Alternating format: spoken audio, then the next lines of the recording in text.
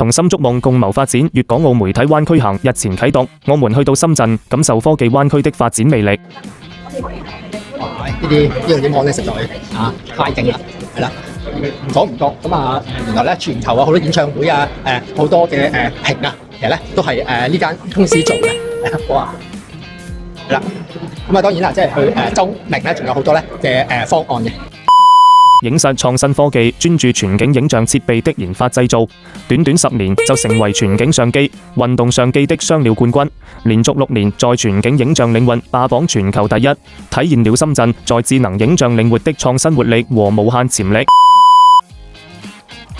今日咧呢度去睇佢哋啲機械人，要睇佢哋。咁我哋咧已經做到好勁嘅功能㗎啦，可以咧跑步都可以睇握手操啦。咁啊，孔武有力喺未來咧，我哋可以讓佢哋都能夠去幫到我哋一啲咧日常生活多嘅。然之後咧，我有個提議嘅就話鼓勵香港警方去引入啲嘅機械人幫手巡邏，甚至乎咧去炒牌咁啊，希望未來啦有廣泛啲嘅。咁我哋香港咧亦都可以咧幫忙去推廣多啲機械人去巡邏。咁最後咧，我想澄清一句，機械人不止杭州6小龍，我哋深圳咧亦都有好強嘅科技嘅，係啦。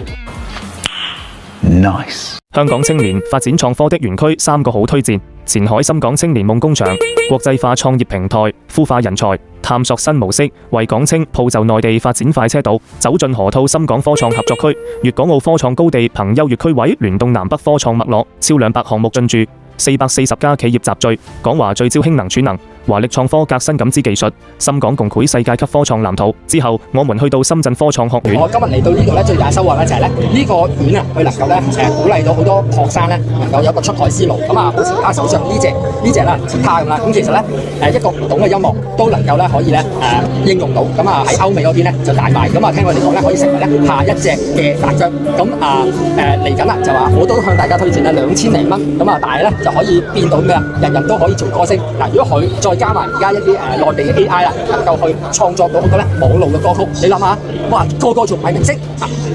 嗱，喺我身後嘅產品咧，全部咧都係上市咗㗎啦，全部咧都係賣海外，非常犀利呢度。香港咧一定要整翻個咧呢啲中心、呢啲館、呢啲學院。之後，我們告別科技前沿陣地，將了解深圳15運籌備情況。